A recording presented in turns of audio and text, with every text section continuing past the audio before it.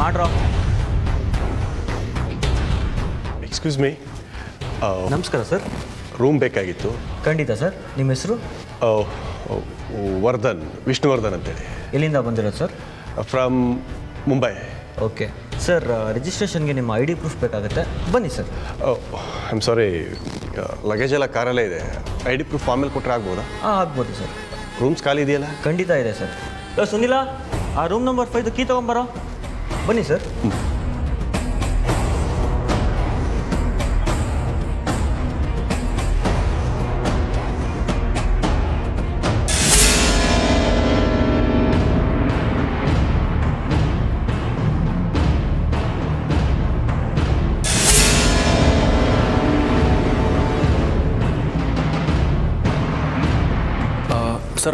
Sir ಕೂಗ್ತಾ ಇದ್ದಾರೆ ನೋಡಿ. ಅವ್ರ ದುಡ್ಡು ಸರ್, ನಿಮ್ಮ ದುಡ್ಡಂತೆ ನೋಡಿ.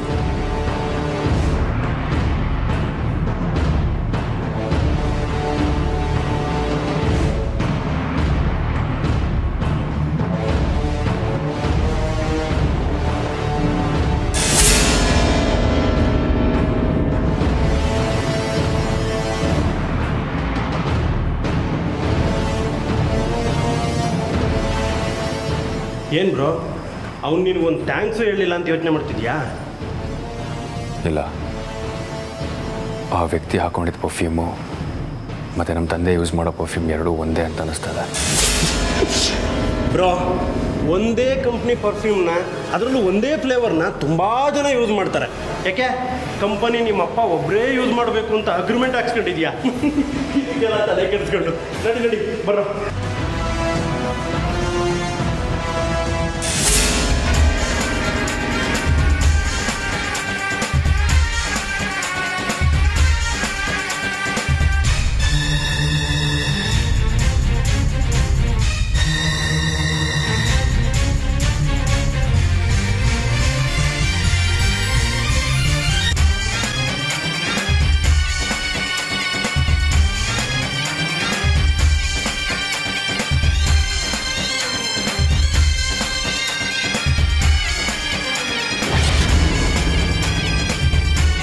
ಏ ನಾಗಿನಿ, ನಿನ್ನ ಅಟ್ಟಹಾಸಕ್ಕೆ ನಾನೇ ಕೊನೆ ಆಡೋದು.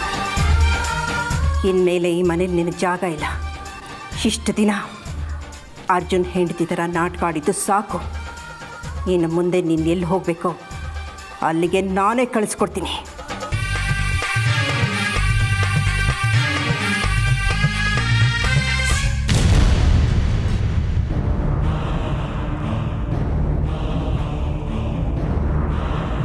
ಒಂದೇ ಒಂದು ಕ್ಷಣ ನನ್ನ ಜೀವನೇ ಹೋದಾಗಿತ್ತು. ಸ್ವಲ್ಪ ಯಾಮಾರಿದ್ರು ಅವನಿಗೆ ಸಿಕ್ಕಾಕೊಂಡ್ಬಿಡ್ತಿದ್ದೆ ನಾನಿವತ್ತು. ಸತ್ಯ ಬಚಾವಾದೆ.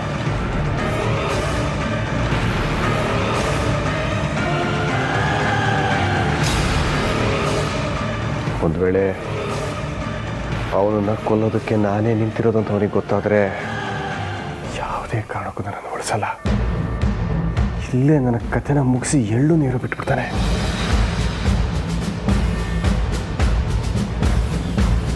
ಅದಕ್ಕಿಂತ ಮುಂಚೆ ಏನಾದರೂ ಸರಿ, ಎಷ್ಟೇ ಕಷ್ಟ ಆದರೂ ಇವತ್ತೇ ನಾನು ಅವನ್ನ ಮುಗಿಸ್ಬಿಡ್ಬೇಕು.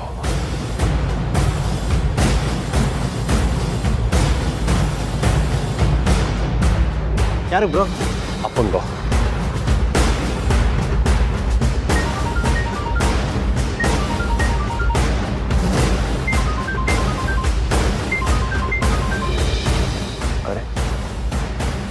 ಇವನ್ಯಾಕೆ ಫೋನ್ ಮಾಡ್ತಿದ್ದೆ ನನಗೆ?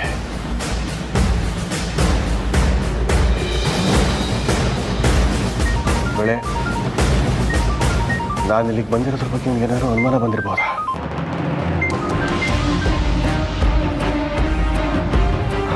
ಏನೇ ಆಗಿದ್ರು ಸರಿ, ಅವನು ಮಾತ್ರ ರಿಸೀವ್ ಮಾಡೋದು ಬೇಡ.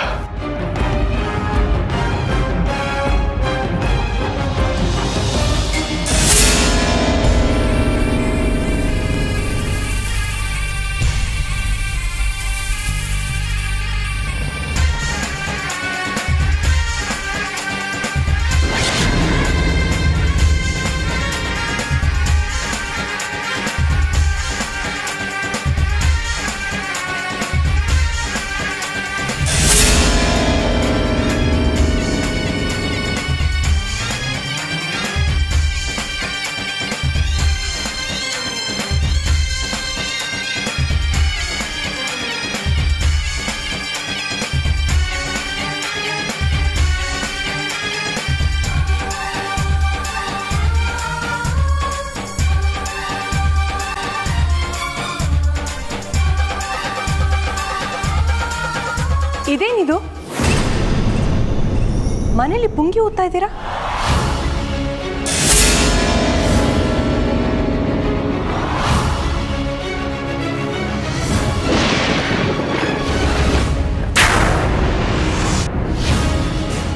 ಏನಾಗಿದೆ ನಿಮಗೆ? ಅಲ್ಲ ಅಜ್ಜಿ, ಎಲ್ಲ ಗೊತ್ತಿರೋರು ನೀವು ಇವ್ರು ಪುಂಗಿ ಊದ್ತಿದ್ರೆ ನೋಡ್ಕೊಂಡು ಸುಮ್ಮನೆ ಇದ್ದೀರಲ್ಲ. ಇಷ್ಟು ವಯಸ್ಸಾಗಿದೆ ನಿಮಗೆ, ಅಷ್ಟು ಗೊತ್ತಾಗಲ್ವಾ? ನಿಮ್ಮನ್ನೇ ಕೇಳ್ತಾ ಇರೋದು, ಮನೇಲಿ ಪುಂಗಿ ಊದಬಾರ್ದು ಅನ್ನೋದು ನಿಮಗೆ ಗೊತ್ತಿಲ್ವಾ? ಯಾವ್ದು ಗೊತ್ತಿರಬೇಕು, ಯಾವ್ದು ಗೊತ್ತಾಗಬಾರ್ದು ಅನ್ನೋದನ್ನ ನಾನು ನಿನ್ನಿಂದ ತಿಳ್ಕೊಬೇಕಾಗಿಲ್ಲ.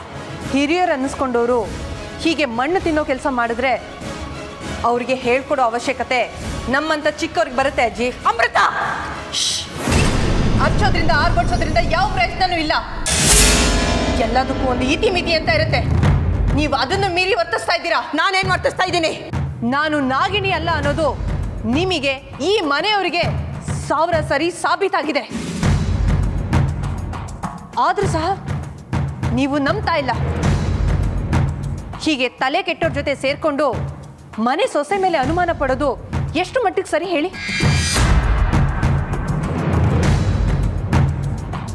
ತಲೆ ಕೆಟ್ಟೋಳು ಅಂತ ಯಾರಿಗೆ ಹೇಳ್ತಾ ಇದೆಯಾ? ಅರ್ಥ ಮಾಡ್ಕೊಳ್ಳೋ ಮನ್ಸಿದ್ರೆ ಒಂದು ಮಾತಿಗೆ, ಒಂದು ಪದಕ್ಕೆ 1000 ಅರ್ಥಗಳಿರುತ್ತೆ.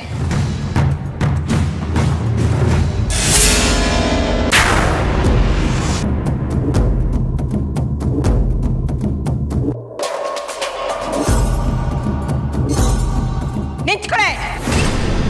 ನೀನು ನಾಗಿನಿ ಅನ್ನೋದು ಆ ಸೂರ್ಯನಷ್ಟೇ ಸತ್ಯ. ಇವತ್ತಲ್ಲ ನಾಳೆ ನೀನು ನಾಗಿನಿ ಅನ್ನೋದನ್ನ ನಾನು ಸಾಬೀತು ಮಾಡ್ತೀನಿ, ನೋಡ್ತಾ ಇರೆ. ಏ ತ್ರಿವೇಣಿ, ತ್ರಿವೇಣಿ,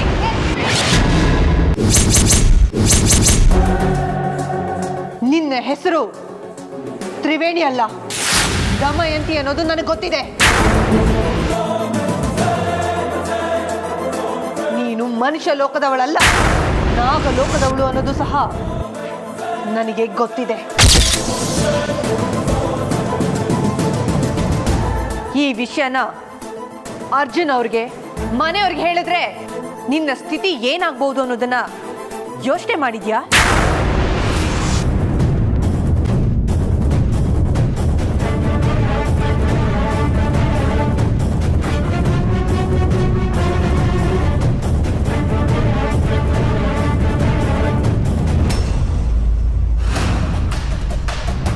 ಇದು ಅಂತ್ಯ ಅಲ್ಲ, ಆರಂಭ ಅನ್ನೋದು ನಿನಗೆ ನೆನಪಿರ್ಲಿ ದಮಯಂತಿ.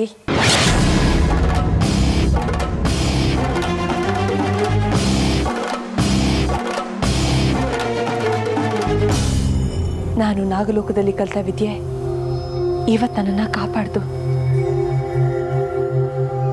ಎಲ್ಲ ಆ ಪರಮೇಶ್ವರನ ದಯೆ.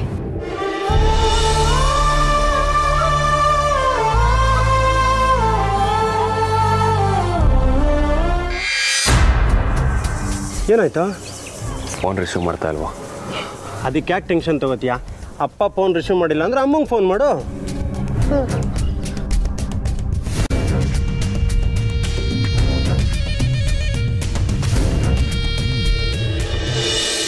ಅರ್ಜುನ್, ಹೇಗಿದೆಯಾ ಕಂದ? ನಾನು ಚೆನ್ನಾಗಿದ್ದೀನಿ. ನೀನು ಕಾಳಿಂಗಪುರಕ್ಕೆ ಹೋಗಿ 2 ದಿನ ಆಗಿದ್ರು ನಂಗೆ ಎಷ್ಟೋ ದಿನ ಆಗೋಗಿದೆ ಅಂತ ಅನಿಸ್ತಾ ಇದೆ. ನಿನ್ನನ್ನು ಯಾವಾಗ ನೋಡ್ತೀನೋ, ಯಾವಾಗ ಮಾತಾಡ್ಸ್ತೀನೋ ಅಂತ ನನ್ನ ಮನಸ್ಸು ತುದಿಗಾಲಲ್ಲಿ ನಿಂತಿದೆ ಕಣೋ. ನನಗೂ ಹಾಗೆ ಅನ್ನಿಸ್ತಾ ಇದೆ ಅಮ್ಮ. ಯಾವಾಗ ಬರ್ತೀಯಾ ಕಂದ? ಇನ್ನೊಂದು 2 ದಿನ ಅಷ್ಟೇ. ಸರಿ ನೋಡು, ಟೈಮಿಗೆ ಕರೆಕ್ಟಾಗಿ ತಿಂಡಿ ತಿನ್ನು, ಊಟ ಮಾಡು, ಕಣ್ ತುಂಬ ನಿದ್ದೆ ಮಾಡು, ಆಯಿತಾ? ಸರಿ ಅಮ್ಮ. ಆಯಿತು ಅರ್ಜುನ್. ಅಮ್ಮ ಹೇಳೋ. ಅಪ್ಪ ಇಲ್ಲಮ್ಮ? ನಿನ್ನೆ ರಾತ್ರಿ ಏನೋ ಅರ್ಜೆಂಟ್ ಅಂತ ಮುಂಬೈಗೆ ಹೋದ್ರು. ಮುಂಬೈಗೆ ಹೋದ್ರಾ? ಸರಿ ಅಮ್ಮ. ಸರಿ, ಬಾಯ್.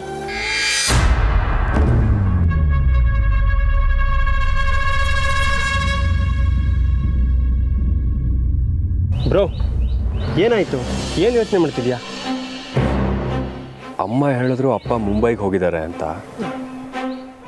ಮುಂಬೈಗೆ ಹೋಗಿದ್ರೆ ಕಾಲ್ ಕೊನೆಯಲ್ಲಿ ಮರಾಠಿಲಿ ಬರಬೇಕಿತ್ತು, ಕನ್ನಡದಲ್ಲಿ ಬರ್ತಾ ಇದೆಯಲ್ಲ.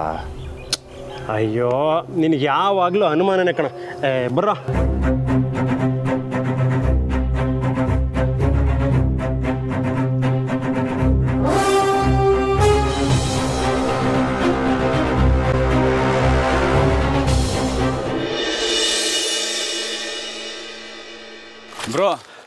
ನಿನಗೆ ಯಾಕೆ ನಮ್ಮ ಮೇಲೆ ಅಷ್ಟೊಂದು ಕೋಪ? ಯಾಕೋ ನಾನೇನು ಮಾಡಿದೆ? ಮತ್ತೆ ನಿನ್ನೆ ದೇವಸ್ಥಾನಕ್ಕೆ ಅಂತ ಕರ್ಕೊಂಡು ಬಂದು ನಮ್ಮನ್ನು ಪರದಾಡಿಸಿದಲ್ದೆ ಇವತ್ತು ಹೇಳ್ಕೊಂಡು ಹೋಗ್ತಾ ಇದೆಯಾ? ಡೂಡ್, ನಿನ್ನೆ ಹೋಗಿದ್ದು ಸಾಲದೇನೋ, ಇವತ್ತು ಮತ್ತೆ ಹೋಗ್ಬೇಕಾ? ನಿನ್ನೆ ಆ ಹಾವುಗಳು ನಮ್ಮನ್ನು ಅಟ್ಟಿಸ್ಕೊಂಡು ಬರ್ತಿರೋದು ನೋಡಿದ್ರೆ ನಮ್ಮನ್ನೆಲ್ಲೋ ಮುಗಿಸೇ ಬಿಡ್ತಾವೆ ಅಂದ್ಕೊಂಡಿದ್ದೆ. ಅದು ಹೇಗೆ ಬಚಾವಾಗಿ ಬಂದವೋ ನನಗಂತೂ ಗೊತ್ತಿಲ್ಲ. ದೇವ್ರೆ, ನೀವು 1 ಕೋಟಿ ರೂಪಾಯಿ ಕೊಡ್ತೀಂದ್ರು ನಾನಂತೂ ಬರೋದಿಲ್ಲ. ಲೋ, ನಿನಗೆ ಕೋಟಿ ಕೋಟಿ ಕೊಡೋದಕ್ಕೆ ಇಲ್ಲಿ ಯಾರು ಫಲ ತಾಂಬೂಲ ಇಟ್ಕೊಂಡು ಬಂದಿಲ್ಲ. ಬಾ, ನೀವು ಸ್ವಲ್ಪ ಸುಮ್ಮನಿರ್ತೀಯಾ? ಹರಿನೀರಿಗೆ ಕಲ್ಲು ಹಾಕ್ಬೇಡ. ಅರ್ಜುನ್, ನಿಮ್ಮ ಫ್ರೆಂಡು ಒಬ್ಬ ತಿಕ್ಲು ಇನ್ನೊಬ್ಬ ಪುಕ್ಲು. ಅಪ್ಪ, ನೆನ್ನೆ ನೀನು ಹೀಗೆ ತಿಕ್ಲು ಪುಕ್ಲಾಗಿ ಆಡ್ತಿದ್ದೆ ಅನ್ನೋದನ್ನ ಮರಿಬೇಡ. ನೋಡು, ಒಬ್ಬ ಫ್ರೆಂಡ್ ಆಗಿ ಇನ್ನೊಬ್ಬ ಫ್ರೆಂಡ್ನ ಭಾವನೆಗಳಿಗೆ ಸ್ಪಂದಿಸಬೇಕು. ಅದು ನಿಜವಾದ ಫ್ರೆಂಡ್ಶಿಪ್. ಸಾರಿ ಬ್ರೋ. ನೋಡ್ರಪ್ಪ, ಇದು ನನ್ನ ಪ್ರಾಬ್ಲಮ್ಮು, ನಮ್ಮ ಮನೆ ಪ್ರಾಬ್ಲಮ್ಮು. ನಾನು ದೇವಸ್ಥಾನಕ್ಕೆ ಹೋಗ್ತೀನಿ, ಹಾಗಂತ ನೀವು ಬರಲೇಬೇಕು ಅಂತ ಏನೂ ಫೋರ್ಸ್ ಇಲ್ಲ. ಬೇಕಾದವ್ರು ಬರ್ಬೋದು, ಇಲ್ಲದೆ ಆದರೆ ರೂಮ್ಗೆ ಹೋಗ್ಬೋದು. ಸರಿ ಬಿಡಪ್ಪ, ಎಲ್ಲರೂ ಜೊತೆಲಿ ಬರ್ತೀವಿ. ನಡಿ. ಸರಿ, ನಡೀರಿ. ಇರ್ಬೇಕಾ? ಇರಲ್ಲ.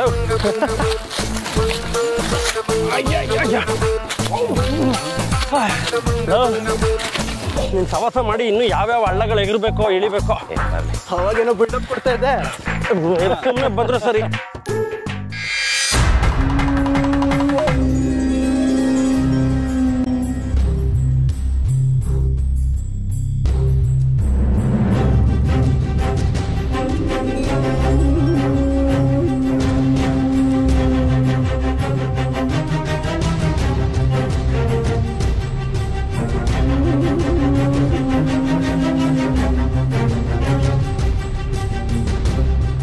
ಮರಿ ಸರ್, ಬಾಯ್ಲಿ.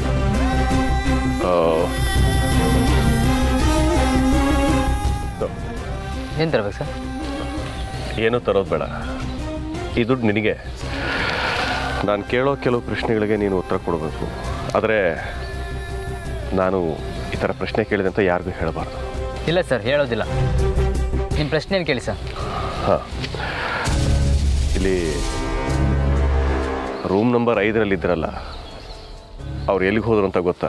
ಗೊತ್ತು ಸರ್. ಎಲ್ಲಿಗೆ ಹೋದರು? ಬೆಳಗ್ಗೆ ಅರ್ಜುನ್ ಮತ್ತು ಅವ್ರ ಫ್ರೆಂಡ್ಸು ನಾಗರಣ್ಯ ಕಡೆ ಹೋದರು ಸರ್. ಹಾಂ, ಆಮೇಲೆ ಇನ್ನೊಂದು ಪ್ರಶ್ನೆ, ಆ ರೂಮ್ ನಂಬರ್ 8ರಲ್ಲಿ ಒಬ್ರು ಇದ್ರಲ್ಲ, ಸ್ವಲ್ಪ ದಡಿಯ, ಅವ್ರು ಎಲ್ಲಿಗೆ ಹೋದ್ರು ಅಂತ ಗೊತ್ತಾ? ಗೊತ್ತು ಸರ್.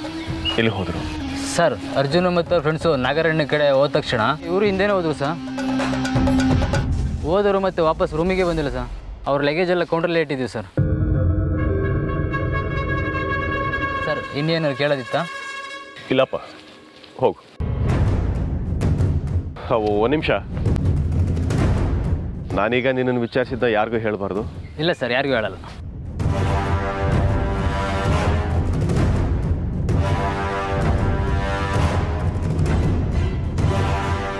ಕಿಲ್ಲರ್ ಅವತ್ತು ಹೋದವನು ಇನ್ನೂ ವಾಪಸ್ ಬಂದಿಲ್ಲ ಅಂತಂದ್ರೆ ಏನು ಸತ್ತೋದ್ನ?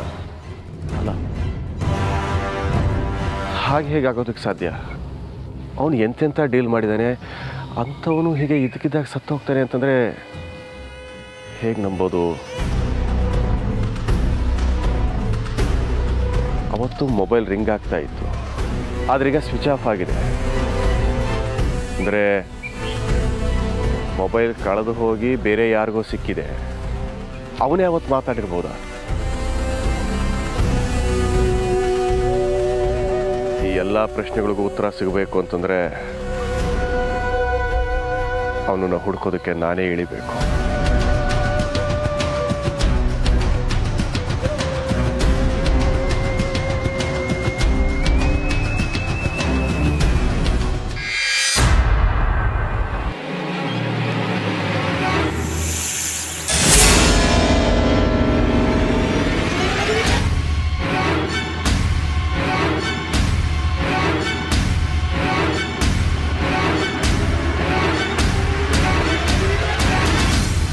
ಯಾಕೋ ಹೋಗಿ ರಿಸ್ಕ್ನಲ್ಲಿ ಸಿಕ್ಕಾಕೊಳ್ಳೋದು ಬೇಕಾಗಿಲ್ಲ ಅನಿಸುತ್ತೆ. ಏನಾದರೂ ಮಾಡಿ ಇಲ್ಲಿಂದ ತಪ್ಪಿಸ್ಕೋಬೇಕು. ಏನು ಹೇಳೋದು?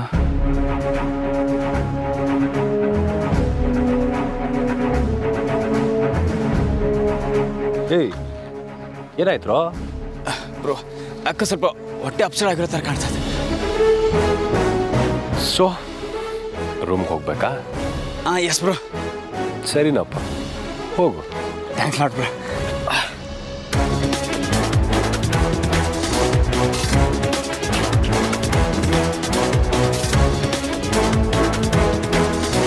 ನನ್ನ ಮಗ ಚಂದನ್ ಕಿಲಾಡಿ ಹೇಗೋ ತಪ್ಪಿಸ್ಕೊಂಡ್ಬಿಟ್ಟ.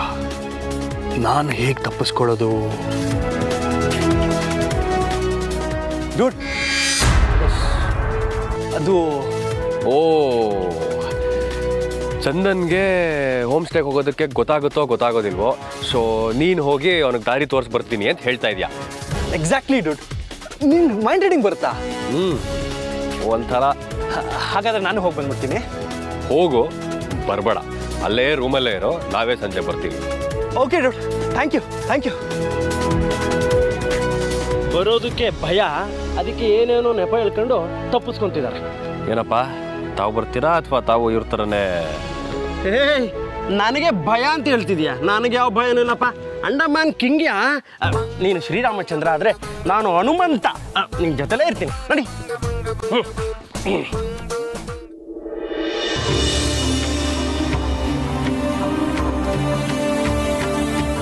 ಅಂತೂ ಇವರಿಟ್ಟ ಪರೀಕ್ಷೆಯಲ್ಲಿ ನಾನು ಗೆದ್ದೆ. ನಾಗಲೋಕದಲ್ಲಿ ನನ್ನ ತಂದೆ ನನಗೆ ಸಂಮೋಹನ ವಿದ್ಯೆ ಕಲಿಸಿದ್ದು ಇವತ್ತು ನನಗೆ ಸಹಾಯಕ್ಕೆ ಬಂತು. ಒಂದು ರೀತಿಯಲ್ಲಿ ನನ್ನ ತಂದೆನೇ ನನಗೆ ಸಹಾಯ ಮಾಡಿದಾಗಾಯಿತು. ಇನ್ನು ನೆಮ್ಮದಿಯಾಗಿ ನನ್ನ ಪೂಜೆನ ಮುಂದುವರಿಸ್ಬೋದು.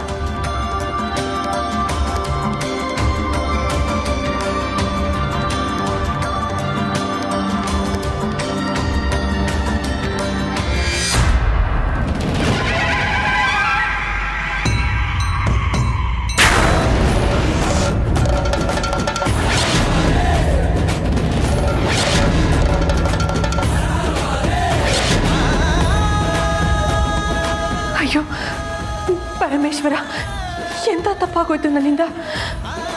ಆ ಕ್ಷಣದಲ್ಲಿ ಮೈ ಮರೆತು ಪೂಜೆಯಿಂದ ಅರ್ಧಕ್ಕೆ ಎದ್ದೋದೆ. ಪರಮೇಶ್ವರ, ಯಾಕಪ್ಪ, ಯಾಕೀಗೆ ಹೆಜ್ಜೆಗೂ ನನಗೆ ಅಗ್ನಿ ಪರೀಕ್ಷೆನ ಒಡ್ಡುತ್ತಾ ಇದೆಯಾ? ಅಂದರೆ ಇವ್ರು ಎಣೆಯೋ ತಂತ್ರಗಳಿಂದ ನಾನು ತಪ್ಪಿಸ್ಕೊಳ್ಳೋದಕ್ಕೆ ಸಾಧ್ಯನೇ ಇಲ್ವಾ?